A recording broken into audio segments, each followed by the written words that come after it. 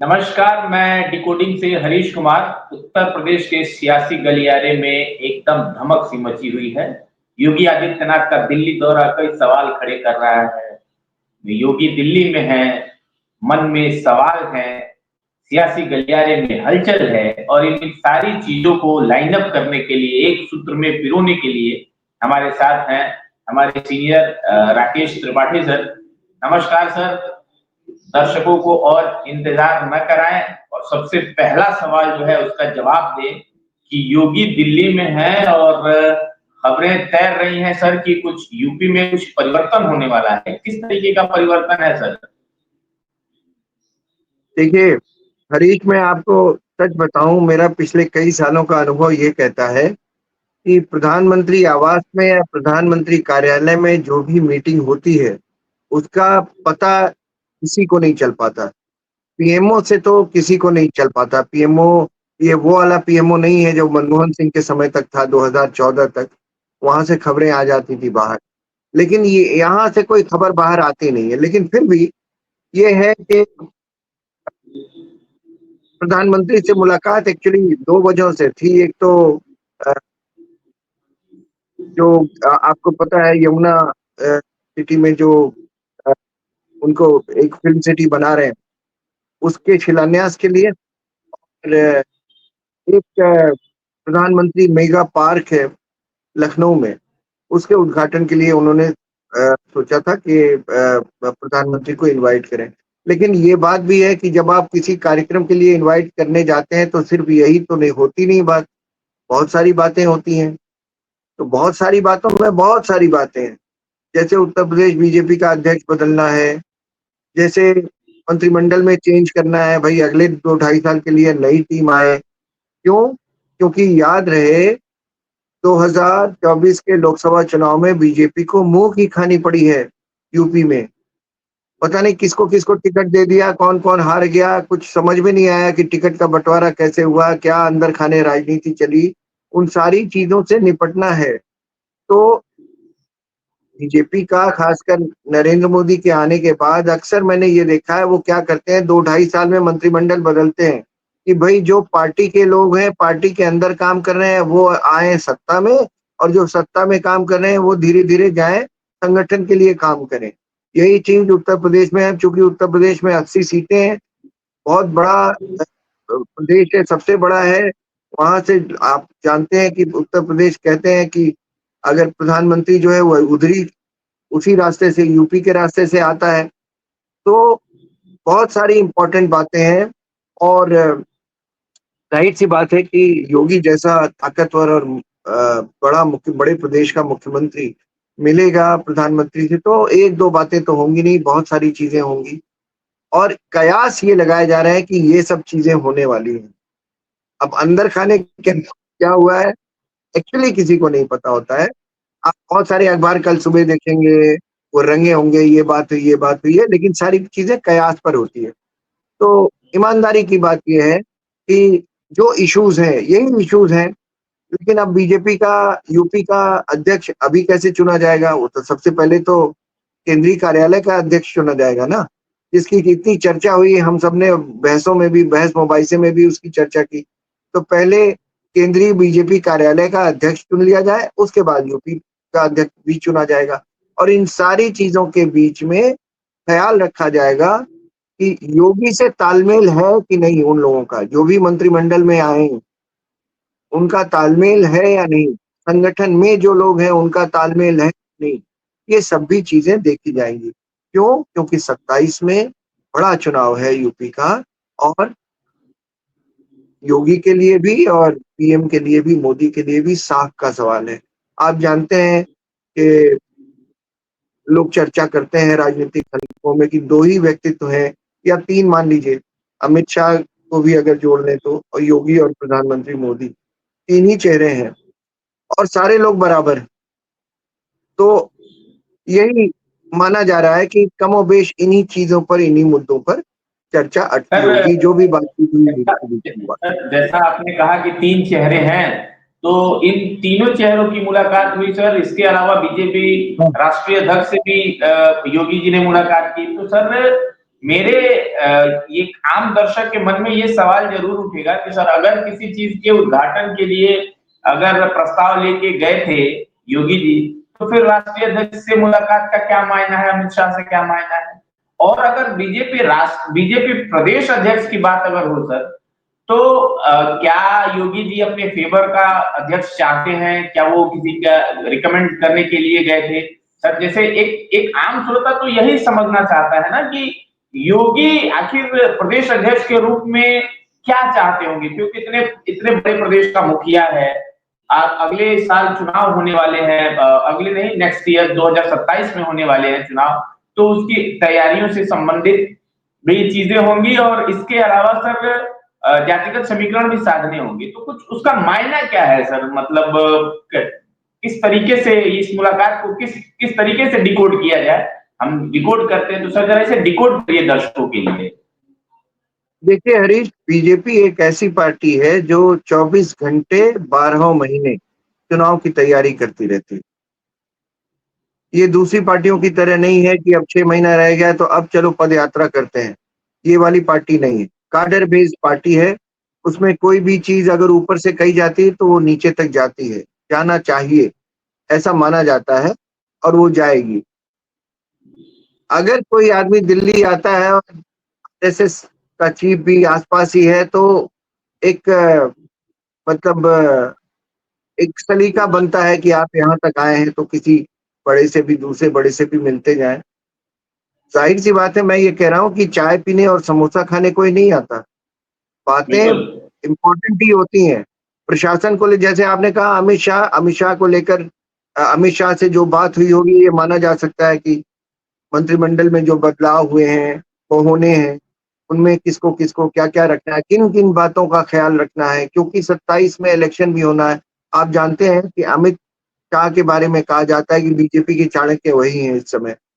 तो वो सिर्फ किसी एक गुजरात को लेकर नहीं, पूरे देश में कहाँ पर क्या होना चाहिए उसमें उनकी दखल रहती है। बेशक वो अध्यक्ष ना हो, लेकिन फिर भी उनकी दखल रहती है। मौजूदा जो बीजेपी का अध्यक्ष है, जाहिर सी बात है आप आएंगे यहाँ और 2 साल बाद आपका राज्य चुनावों में जा रहा है, तो जाहिर सी बात है आपको 2-3 लोगों से मिलना पड़ेगा। आप एक होम मिनिस्टर, एक प्राइम मिनिस्टर और एक बीजेपी का अध्यक्ष, कम से कम इतने तो दिल्ली में रहते हैं जिनसे आपको मिलना ही मिलना है। तो वो एक सलीका है, कोई भी मुख्यमंत्री आता है तो कम से कम 2 लोगों से 3 लोगों से जरूर मिलता है। चुनाव जो होते हैं राज्यों में वो भी मुख्यमंत्री की ही आमतौर पर कप्तानी में होते हैं। आप जानते हैं बीजेपी का स्टेट का अध्यक्ष और मुख्यमंत्री ये दोनों मिलकर ही करते हैं। लेकिन चूंकि प्रशासनिक अमला मुख्यमंत्री के अंडर में रहता है, इसलिए बहुत उसके ऊपर दारोमदार रहता है कि वो इलेक्शन कैसे लड़ना है। तो यही चीजें हैं और वो बेशक हम और आप कयास लगा सकते हैं कि वो मोदी और योगी की मुलाकात किस लिए हुई होगी। हो सकता है कि राज्य में जिस तरह से योगी ने अभी छांगुर बाबा का एपिसोड आया है, ये बहुत दहलाने वाला हो सकता है। प्रधानमंत्री के साथ या अमित शाह के साथ भी इस तरह की बातचीत हुई हो कि भाई ये अभी पकड़ा गया और इस पर, इसके बीच में, इसके बैकग्राउंड में जितने अफसरों का नाम है उन पर आपने क्या किया, या उन उन पर किस तरह से काम कर रहे हैं। या अगर उत्तर प्रदेश का कोई योगी मॉडल निकल के आए तो आखिर छांगुर बाबा तो एक पकड़ा गया है, बाकी तो देश में घूम ही रहे हैं ना। तो बहुत सारे इश्यूज ऐसे होते हैं जो पैन इंडिया होते हैं और सर वहां से किसी भी मैं बीच में थोड़ा इंटरप्ट करना चाहता हूं सर, एक मन में सवाल है मेरे। जैसे सर इस बार के लोकसभा चुनाव में भारतीय जनता पार्टी को अपेक्षित सफलता नहीं मिल पाई है सर उत्तर प्रदेश में। तो क्या ये मान के चले कि 2027 में योगी आदित्यनाथ के हाथ में ही कमान होगी और उसमें संगठन का या फिर अमित शाह का इनका रोल थोड़ा कम होगा और इस बार प्रमुख चेहरा जो है वो योगी जी होंगे? हालांकि भाजपा जो है वो मोदी के चेहरे पे चुनाव लड़ती है, सबको पता है, पर मुझे ऐसा लगता है और दर्शकों को भी ये लगता होगा कि शायद 2027 में इस बार चेहरा योगी आदित्यनाथ हो सकते हैं। क्या मानते हैं सर? हरीश, आप एक बात बताइए, यूपी बीजेपी में कोई एक और चेहरा बताइए जो योगी के बराबर का हो। आप जो सबसे बड़ा बैट्समैन होता है, आप ओपनिंग करने उसको भेजते हैं, याद रखिए। और उस क्रम में number 1, 1 down, 2 down, 3 down, 4 down ऐसे आता है। टेलेंडर्स को आप पहले नहीं भेजते बैटिंग करने कभी। इसलिए योगी, इसमें कोई दो राय नहीं है कि योगी न सिर्फ यूपी में चेहरा है बीजेपी का, बल्कि वो हिंदुत्व का चेहरा बने हुए हैं।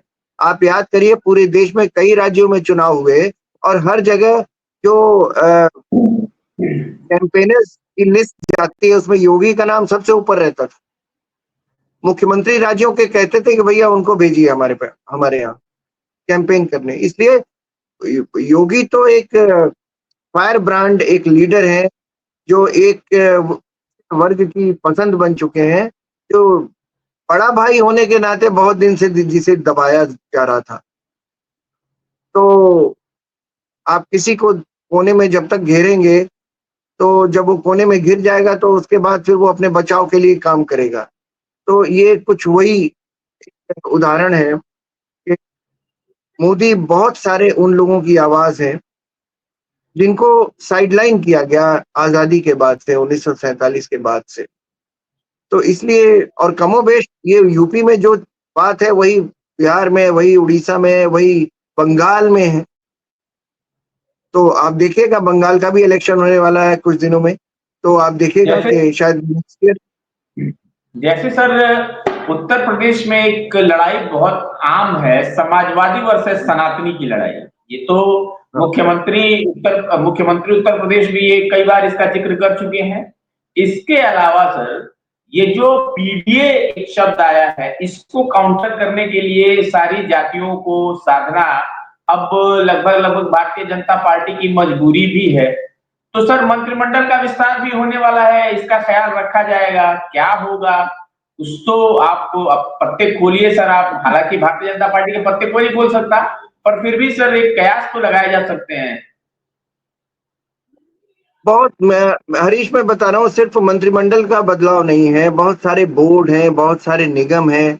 हर आदमी तो कैबिनेट मिनिस्टर बनता नहीं, हर आदमी एमओएस बनता नहीं है। तो फिर जो बचे रहते हैं कार्यकर्ता, जिन्होंने गांव की पगडंडियों पर चल चलकर सालों साल, कई दशक तक पार्टी को आगे बढ़ाया, उनको भी तो कुछ मिलना चाहिए, उनको भी तो सत्ता का सुख चाहिए। ये बहुत प्रैक्टिकल बात बता रहा हूँ आपको। तो उनको क्या करना है, बहुत सारे बोर्ड्स होते हैं, निगम होते हैं, उनमें उनको जगह देनी है, जिससे कि उनको लगे कि हाँ, इतने दिन उन्होंने काम किया है, आज उनको भी पार्टी ने समझा। तो ये, और इलेक्शन भी आ ही रहे हैं, अभी 2 साल रह गए हैं बस। तो ये मैं इसीलिए कहता था, बीजेपी हमेशा 24 घंटा और 12 महीना काम करती है, इसे ये भी काम ही है। जो भी ऐसे कोई कार्यकर्ता ऐसा ना समझे कि उसको साइडलाइन कर दिया गया है, ये कोशिश हमेशा रहती है। ये कोशिश पीछे भी बीजेपी में भी देखी गई, यहाँ भी है। और ये होगा, आप देखिएगा, बोर्डों के और निगमों के जरिए बहुत सारे लोग इसमें एडजस्ट किए जाएंगे, जिनको अभी तक कुछ मिला नहीं या जो नाराज हैं, मुंह फुलाए बैठे हुए हैं। उनका कहना है कि एक भी आदमी अगर मुंह फुलाए बैठा हुआ है तो वो 4 आदमियों को प्रभावित कर सकता है, और 4 आदमी 2 साल में 8 आदमी हो सकते हैं। तो वो ऐसा ना होने दें। तो इसीलिए कोशिश होती है कि कोई आदमी नाराज न रहे। 2.5 साल एक ग्रुप बैठे, 2.5 साल एक बैठे, कुछ इस तरह से परमुटेशन और कॉम्बिनेशन के हिसाब से लोगों को सत्ता के पास, लोगों को जाने दिया जाए, जिससे कि लोग खुश हैं कि हाँ, हमें भी, हमारा भी नाम हो रहा है, हम भी कुछ कर रहे हैं, तो लोग जानते हैं। एक इच्छा होती है हर आदमी की, सरकार में जो भी काम हो रहा है मेरा भी उसमें हक हो, मेरा भी उसमें पार्टिसिपेशन हो। बस सिंपली उसी की बात है। और इसीलिए कोशिश हो रही है कि वो चाहे मतलब टेक्सटाइल पार्क के लिए बुला रहे हो या आपके ये प्रस्तावित जो फिल्म सिटी है उसके लिए बुला रहे हो, असली बात होती है जब आदमी बैठता है, प्रधानमंत्री से कोई मुख्यमंत्री बैठेगा तो वो गपबाजी नहीं करेगा। तब वो बहुत सारी चीजें, तब वो, ये तय बात है कि तब उसे बताना होगा कि छांगुरु बाबा को अभी तक क्यों नहीं पकड़ा गया था। हम और आप बेशक सर, बाहर से बैठ के कयास लगाएं और किसकी वजह से ऐसा हुआ, और 3 साल में वो अफसर कौन है और आप उनके ऊपर क्या एक्शन ले रहे हैं, आगे ऐसा ना हो उसमें क्या कर रहे हैं। योगी से जो इनपुट्स मिलेंगे वो बीजेपी कोशिश करेगी दूसरे राज्यों में लागू करने की। इसलिए ये एक मॉडल स्टेट है, बहुत बड़ा है। तो एक चीज पर बात नहीं होगी, लॉ एंड ऑर्डर पर बात होगी, इस पर बात होगी, आगे की तैयारियों पर बात होगी, क्या क्या प्लान्स थे, क्या क्या इन्होंने वादे किए थे, कौन कौन से पूरे किए, उपलब्धियां अब तक क्या है, आगे क्या होनी है। बहुत सारी बातें होती हैं जब आप प्रधानमंत्री, और वो भी ऐसा वेल इन्फॉर्म्ड प्रधानमंत्री जिसको सब कुछ पता हो, टिप्स पर हो। आप दिल्ली में आने के बाद आप किससे, आपने कितनी बात की और किस चीज पर बात की, उसको सब पता है। तो सर ऐसे लीडर के एक एक छोटा सा सवाल और बनता है सर कि उत्तर प्रदेश की राजनीति में सर पूरब बनाम पश्चिम का भी एक इक्वेशन है। जैसे योगी आदित्यनाथ पूर्वी उत्तर प्रदेश से आते हैं सर, गोरखपुर से आते हैं, और संगठन मंत्री धर्मपाल सिंह जो है पश्चिमी उत्तर प्रदेश के रहने वाले हैं, जाट समुदाय से आते हैं। इसके अलावा जो चौधरी जी हैं, हमारे प्रदेश अध्यक्ष, वर्तमान प्रदेश अध्यक्ष, इन्होंने बरेली में मुलाकात की थी सर, गृह मंत्री थे। तो क्या इस मुलाकात के क्या मायने हो सकते हैं सर, कि क्या पूरब और पश्चिम का भी मामला कुछ है जिसको योगी जी सॉल्व करना चाहते हैं? देखिए, ये तालमेल बनाना काम है मुख्यमंत्री का। बेशक इसके लिए उन्होंने एक जो अध्यक्ष रखा, अगर वो पश्चिम से है, तो वो उसकी वजह यही है कि उसकी वजह यही थी कि नेक्स्ट चुनाव जो है, उससे पहले तालमेल इतना अच्छा रहे कि जब सीटों की शेयरिंग की बात हो, तब फिर कोई दिक्कत ना हो। जैसे आप महागठबंधन में दिक्कत देखते हैं, कि दिक्कत ना हो, कोशिश ये है। इसीलिए ये मानकर चला गया था, इसीलिए पश्चिम की तरफ से आपको एक अध्यक्ष दिया गया कि वो वहां पे जो टूट-फूट हुई होगी उसको सीमेंटिंग उसकी करेंगे, और सीमेंटिंग करने के बाद वो अल्टीमेटली चुनाव के ठीक, और आप देखिएगा सिर्फ ये एक मुलाकात नहीं है, वो हर 6 महीने 4 महीने पे मुख्यमंत्री के साथ उनकी मुलाकात होती रहेगी। उसकी वजह ये है कि वो 27 का इलेक्शन बहुत इम्पोर्टेंट है। वैसे तो हर इलेक्शन इम्पोर्टेंट होता है, लेकिन बहुत सारे संदेह जाते हैं किसी भी एक इलेक्शन की हार या जीत से। और इस बीच इतने कांड हो गए हैं कि आप जानते हैं कि एक बीजेपी को ये पता है कि एक कम्युनिटी उनको वोट नहीं देती। दूसरी कम्युनिटी जो वोट देती है, उसे भी एक और पार्टी है जो बाँटने की कोशिश कर रही है, अगड़ा-पिछड़ा। तो बहुत सारी चीजें होती हैं जिनसे किसी एडमिनिस्ट्रेटर को लड़ना पड़ता है, खासकर मुख्यमंत्री को। राजनीति बहुत बहुत मायन्यूट चीज होती है, बहुत चीज होती है, आप इतनी बारीक चीज होती है कि आपके ऐसा लगता है कि जैसे 2 आँखें नहीं होती, 12-12 आँखें होती हैं। और ये 12 सर आँखें बनने का काम कौन करता है? पार्टी अध्यक्ष करता है, पार्टी के सचिव करते हैं, जिले के महामंत्री, जिले के अध्यक्ष करते हैं। तो संगठन और सरकार में जो तालमेल हो वो बेहतर हो, और इलेक्शन से पहले पश्चिम वाला तालमेल ज्यादा अच्छा हो।